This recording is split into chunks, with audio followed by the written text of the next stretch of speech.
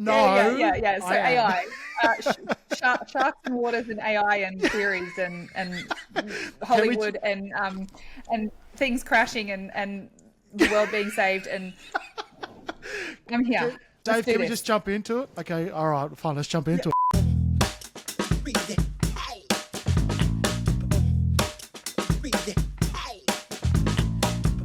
Hello everyone and welcome back to the Remind podcast. My name's David Masterton and I'm joined by the wonderful Dr. Ashleigh Moreland. And this week I didn't stuff it up. There's no Dockler here, just Doctor. And today we're talking about something that is, I don't know, I'm going to say almost counterintuitive. We haven't really settled on the title of this. We're just going to ramble a bit about it. But I'm thinking it's got to do with the future of AI, the good, the bad, and ascension, consciousness, and all these things. There's almost like these two different things and how they're going to work together, because I've got this incredible theory, which if you guys saw the last episode, there would have been like a chair wiggle from Ash. I can't chair wiggle because I'm standing. So I'm just going to do a little jig. Give us a butt wiggle anyway, Dave. I'm excited about this one. Yeah. I've got a good one. Anyway, so talk to us about AI, Ash. What do you think about AI and what we're doing? Well, isn't it funny? Because we were chatting about our last episode where, you know, we kind of finished with shark-infested waters. You can choose to continue to swim with the sharks, or you can go and find some healthier waters. If you're listening to this on Spotify, you've got to go to YouTube and just check out what Dave just did. 2 minutes in, guys. Baby shark, baby shark. Oh my goodness. Have we lost it? Have we actually lost it? Okay, so we were talking about these shark-infested water things, and I was saying, gosh, isn't it fascinating that so many people have this doom and gloom around AI, thinking that AI is going to ruin the world, and it's this shark-infested water thing. And I had mentioned that Kerwin Ray, I love Kerwin Ray and his take on things. And one of the things that he sort of shared was, you know, what if it's not? What if it's the opposite? What if AI is the very thing that crashes the toxic systems of our world that are all built on deception and storytelling and lies? And, you know, at the end of the day, if there is data that is being hidden, that's being... Ultimately, AI is ones and zeros. It doesn't discriminate. You can't tell AI, oh, well, you know, only look for the good stuff. I mean, you probably could. But ultimately, if it's being fed into a system and it has access to information, then all the information, whether we want it seen or not seen, is going to be in that system. It's going to be trained on that data. And so imagine there's a part of me that doesn't want to imagine it, because the entire collapse of the world as we know it and every system in the world as we know it sounds pretty epic. But at the same time, you know, they talk about the concept of the new earth. They talk about this concept of the great awakening and all this kind of stuff. And you go, I always used to say at my old workplace, I'm like, sometimes you got to just let the ship sink. Sometimes, you know, trying to use a bucket to get the water off the Titanic, at some point you got to acknowledge and accept that the ship's just got to sink. In order for this to improve, in order for this to get better, you just got to let it burn down. Well, let it hit rock bottom. I agree with part of it, but I put a bit more of a optimistic spin on it, right? So okay. I love a bit of optimism. Give me some Davimisms. Okay, here's some Davimisms coming up. So AI, you and I both use AI. Actively, consciously use AI, because it is, it lifts weight. It does things for you. It's like, would you dig a hole with a spoon? No, you'll go get a shovel. Now with AI, you've got an excavator that will just turn up and dig the hole for you, right? As opposed to you having to sweat along and use a shovel. So you and I actively use it. We bring the creative spark and then we ask it to kind of do the rest, right? And so I think this is a great thing, because now it's a complement to what we're doing, so we can produce more. or we can have other capacity to keep on going, because if doing this podcast meant it literally took 3 out of 5 days a week to do it, we wouldn't be doing this podcast. It'd be taking too much time. Yeah. It'd be too hard to get one episode out, and it took us 3 days to do that. So it's an enabler in a positive sense. Now, let's go fast forward to Doomsday, where Arnold Schwarzenegger comes back and says, I'll be back, because he's going to take out John Connor, right? Because everyone's seen the movie, right? And it's a real play on our fears that the computers will take over. And if people don't believe the computers haven't taken over yet, then spend a day without any computers, right? Yeah. And I guarantee you wouldn't be able to do much, because you jump in a car, it's got a computer. You touch your phone, 100%. It's got a computer. You turn on your aircon, it's got a computer in it. Touch a calculator, look at a watch, all of these things, right?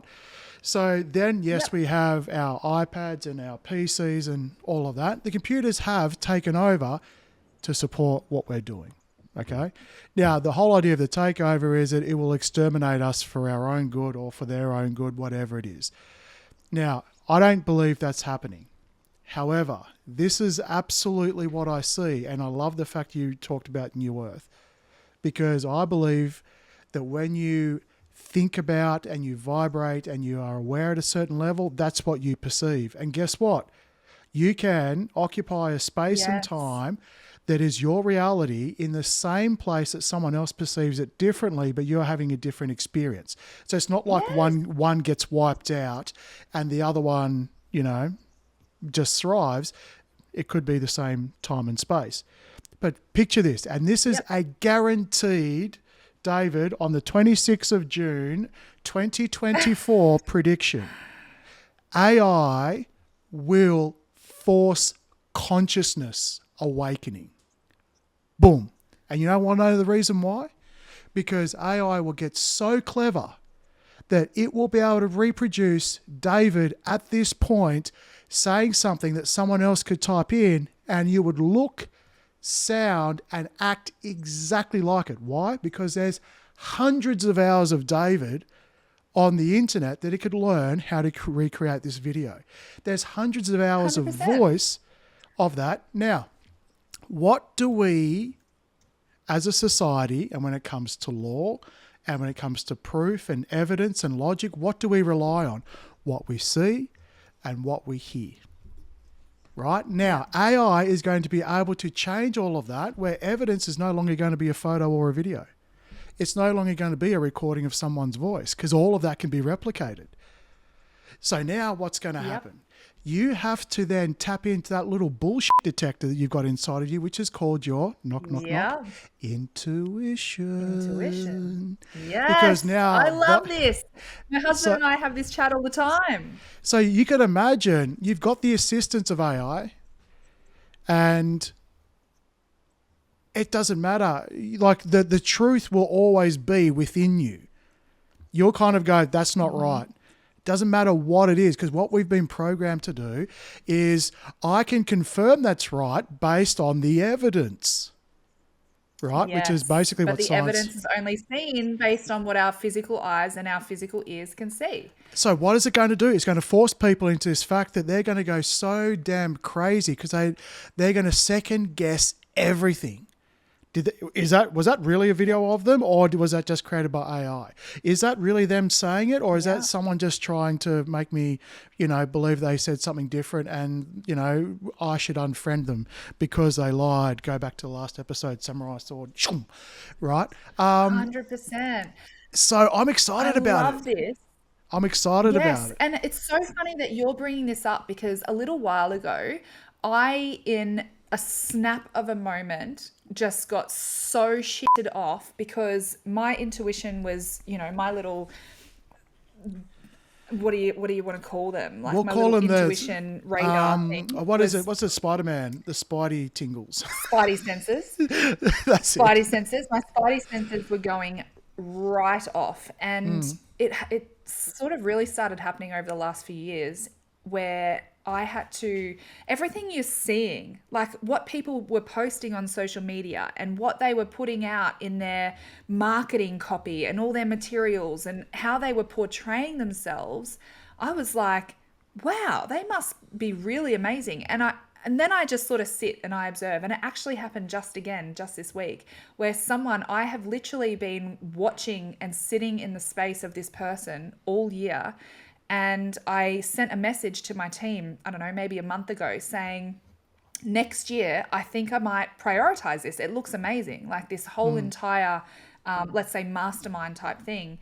And when I sit in the space and I just am patient and I sit and I observe and I feel and I sense and I perceive, I start to see the energy seeping out. Because we can put on a facade, but the thing is, the truth of what's going on behind it is always going to seep out. We're going to give little hints everywhere that we're actually just talking crap. And this is why I'm so transparent. Maybe to a fault. I don't know yet. But at the moment, I want to be transparent and be real about, last episode I spoke about how I was a really, really, really not a very conscious, loving leader for a period of time. I literally lost my shit. I literally, flipped my lid. And the reason I share that is because it's real. I don't want the world to think that I am up on this pedestal and I am the perfect leader and I know all about leadership, because there's an initiation that has to happen. It's not about, do I know the marketing strategies? It's not about, am I the best business owner? Am I the best leader? It's not about what I know. It's about what have I embodied, and they're not the same thing. And so, because you can go to ChatGPT and you can get it to produce and create all this amazing content that makes you look like you know a lot, that makes you look like you're an expert, disturbingly that makes you look easy. like it's so easy. And you can fool people. You can even literally get the copy of your ad. You can get ChatGPT to create all the stuff to go into it, like what you're selling, and it might actually help people. But there's a lack of integrity and authenticity behind it because you haven't been initiated into it. So guess what? People might consume it at that surface level at knowledge, but information and revelation are not the same thing. And unless you've been initiated into something and it's embodied at a spiritual level, that person has a problem. They come to you because you're the expert, and all of a sudden you're going to be exposed. That person runs into this issue, you can't help them because your level of knowledge is at surface level. Your level of revelation isn't there. You haven't been initiated into that information yet. And so this is why everything that I do with clients, everything that I'm doing with businesses, I'm not doing it based off information. I'm doing it based off, I have lived this, I have breathed this, I have walked this path. I've been initiated into it. And so when a problem arises, I can actually go back to that level of revelation. So a few weeks ago, I just absolutely cracked it, had this total brain snap of just getting the shits that people I love and respect and care about don't have the same access to their spidey senses for whatever reason. And they were getting scammed. They were seeing with their eyes and their ears these messages that my whole body is going, that is nothing more than smoke and mirrors. That has come straight from ChatGPT. When I sit in the energy of that person is not initiated. That person actually has not embodied what they're teaching. And it's completely out of integrity and completely out of alignment. And so I created a resource that was top tips to tune into conscious awareness and avoid getting scammed. And it's literally all about exactly what you just said. We can't trust our eyes and our ears anymore, because we could put anything in front of it. Deep fakes are so realistic now.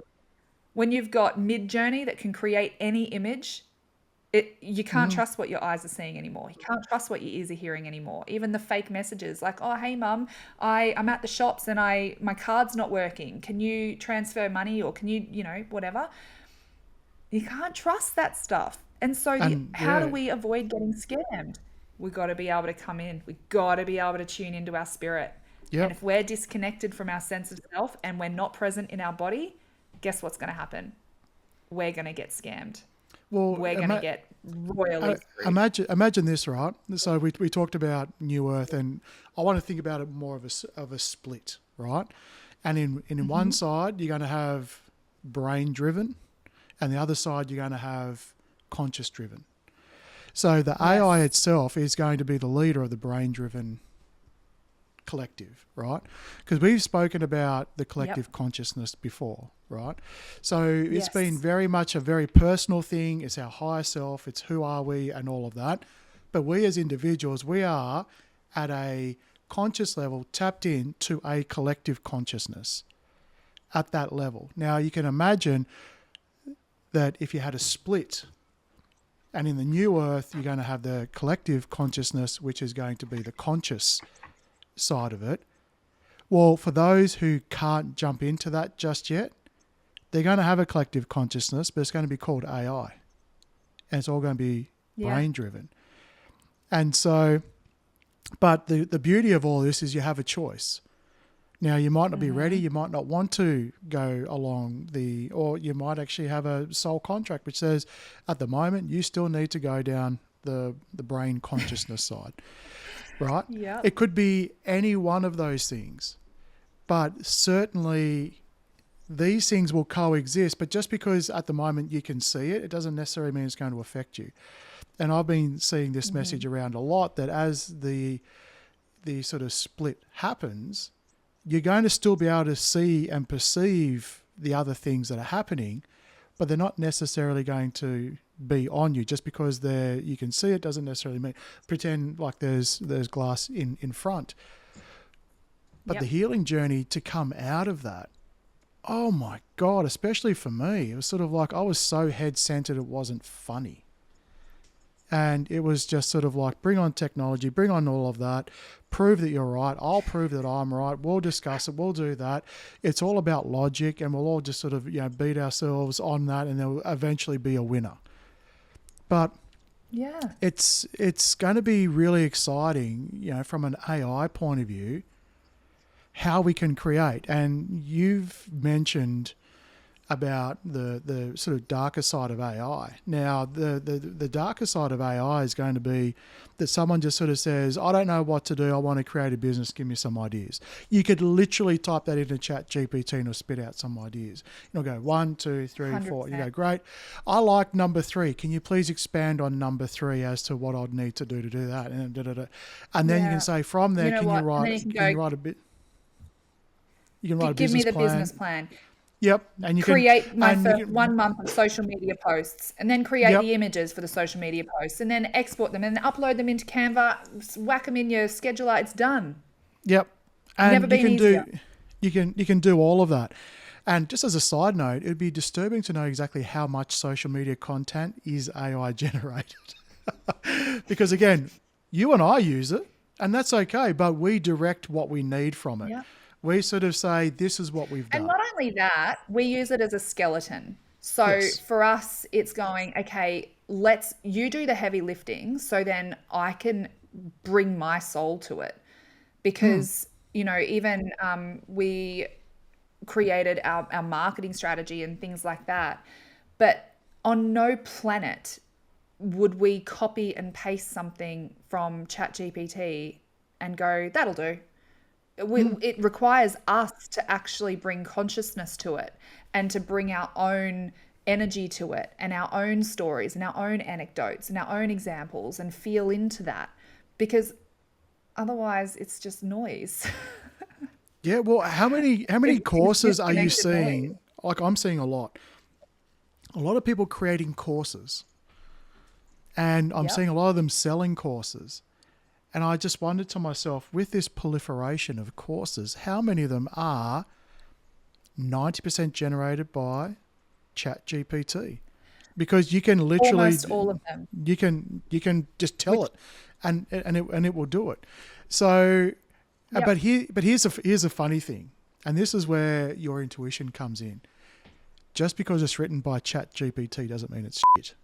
doesn't mean it's bad. 100%. Because here's the thing, someone may have created it from that and maybe not, maybe have, I suppose, led people to believe that it was all them when it wasn't. But if your intuition says, go do this, there's something in it for you, that's different.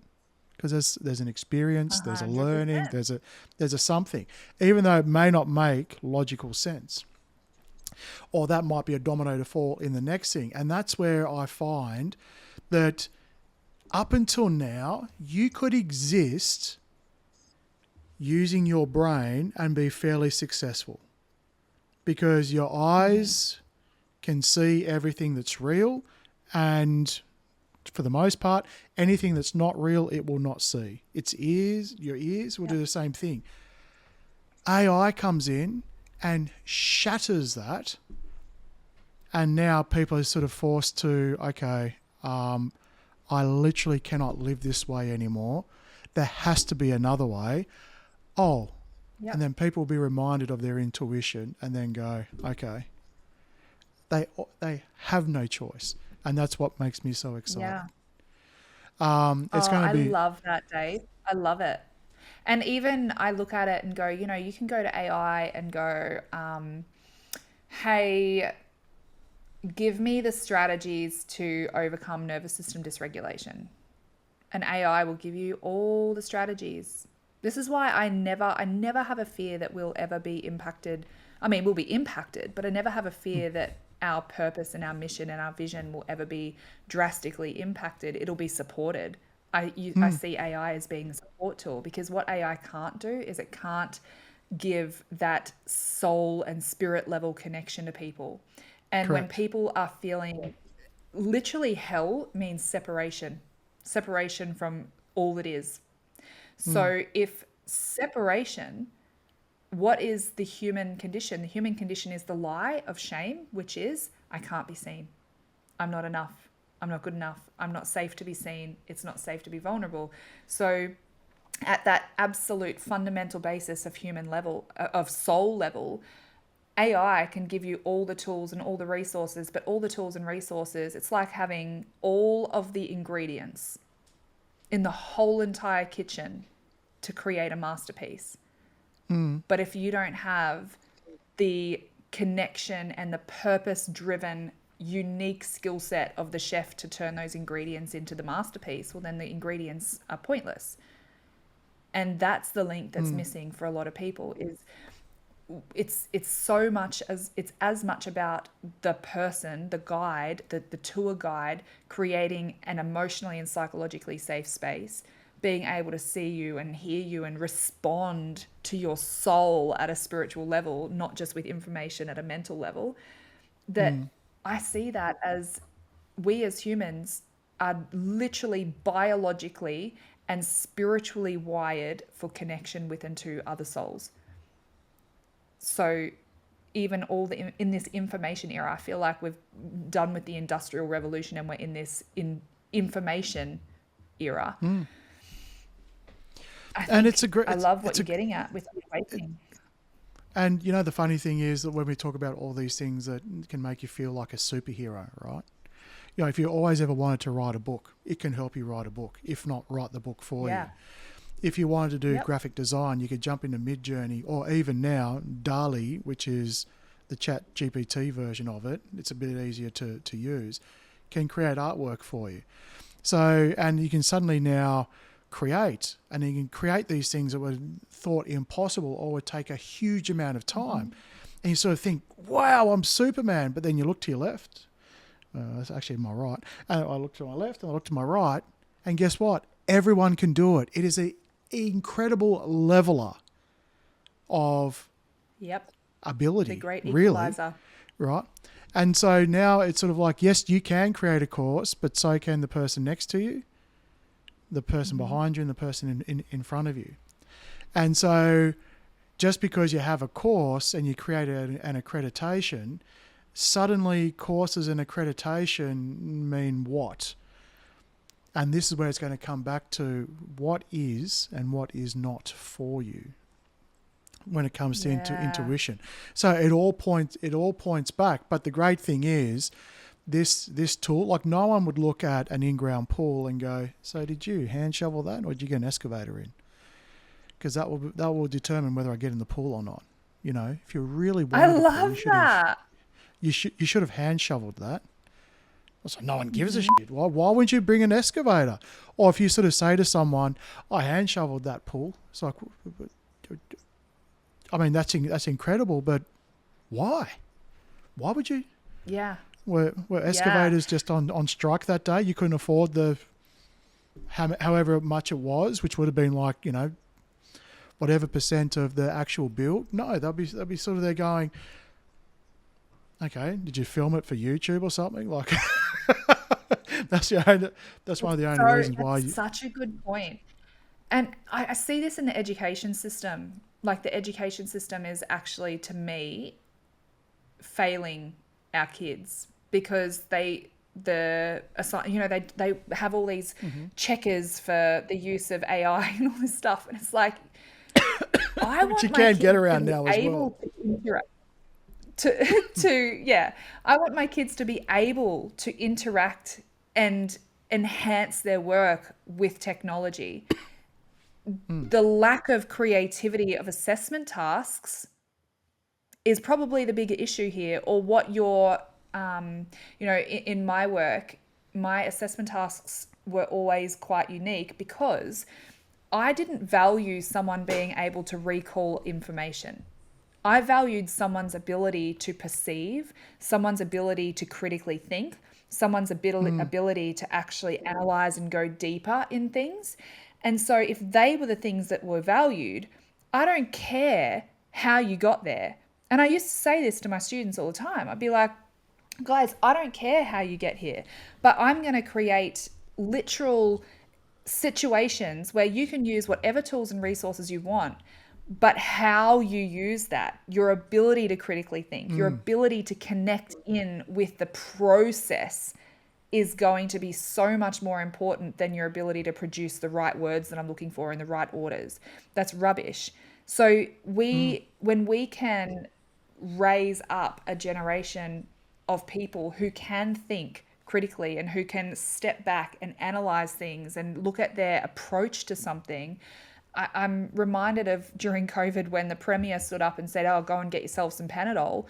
All the Panadol on the shelf was gone, but the home brand paracetamol was right next to it because people literally didn't have the capacity to go, Panadol is the brand of paracetamol that I'm buying, but he said to get Panadol, so I went and bought Panadol.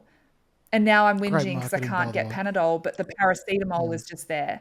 You know, that's really scary to me when people lack the capacity to think critically and look at data and look at information and come at it different angles and not be so rigid and just do as we're told and be, it scares me. So when I look at the use of AI, how can we as a society get people to use it well and apply it well and enhance their own critical functions, like executive functions, to be able to harness it for good, I guess. Well, yeah, and that's and I guess I love what you said there. Who's harnessing who? Are you harnessing AI or is AI harnessing you? And so when you're being harnessed by AI because you simply don't believe that you can compete and it's a be-all and end-all, it's harnessing you. And you mentioned about schools, and schools, like when we talk about, I think briefly mentioned in the last episode about disruptors, right? One of the biggest disruptors, not only to our society or the way we work, is just the way we school.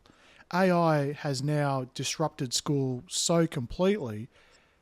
It's like it can write assignments. So what do we like? And school is for creating skills when you leave school. And AI has sort of come out. But they prioritized only information.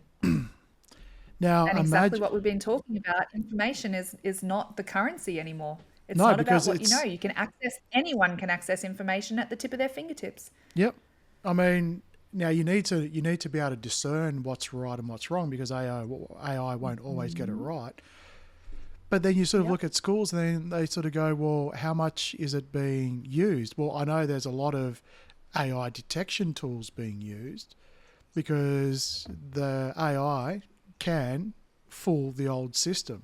But it's going to take them a little while to catch up into what is and how should we be using it, especially for kids. Like I even I showed my daughter about AI, I think early last year, and just to get her acclimatized to it.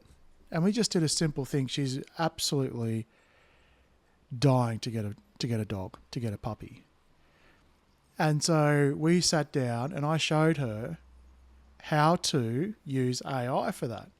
And the biggest thing about AI is being able to put in the information required for it to spit out something that's kind of on the mark. So I said that, I described Darcy, and I described she wanted a dog. I described my feelings towards getting a dog. And then I asked it to give Darcy suggestions on how to convince me to get a dog. And it spat out an incredible list of things to do, right? If you didn't know that she had done it and she actually followed the advice, would it have worked on you? It certainly would have helped if she had come to me, because it sort of said the first thing you need to know, or and I'm just paraphrasing here, tell him how much a dog really means. Then the next thing is show that you can be responsible by taking responsibility for some other things, and show him that if you do get a dog, you can take care of the dog. And it had certain things bit. And then I said to her, I go, what do you think about that, Darcy? And she goes, yeah, I love that, because it actually said to her about being responsible and things like that, which she may or may not have already known. Then I said to it, okay, now write an email as Darcy to me. And it composed an email about trying to convince me to get a dog based on the suggestions it had made. And it was incredible. And she just looked at it and just sort of went, what? And then I said, now change the tone to make it a little bit more funny and sarcastic. Because it's written in like, 11-year-old sort of style. And so it can do all of that, but it's a way in which you sort of, the children of today, AI is going to be so entrenched in what they do in the future. For now, interrogating AI is incredibly important, because those who can interrogate it the best and get the best results out of it in a quicker time frame are going to be the leaders coming up, because they can just be a whole lot more productive. Yeah. And also, like, just even thinking about that, something that is a really big thing for me, I actually feel like it's possibly even too much, like maybe even a little bit of a trauma response, is because I value integrity. And when people are writing things and posting things, and I've known these people for a long time, and I know that they do not sound like that. That is not them. That's not what they would say. That's not how they would speak. Even if the message of what they're saying would be exactly the same, it's been written in a different way, I disconnect from it. It's almost like I have a resistance to wanting to receive it, because I don't feel like it's them communicating with me. And it's so fascinating. And I love this thing about communicating. Have you noticed now that in phones, and certainly if you use the web version of Gmail as well, your phones will automatically craft an AI response on some apps to someone sending you a message. They'll send you a message, and then you'll open it, and it will sort of say, do you want to send this, or this? And it could be like 2 or 3 letters.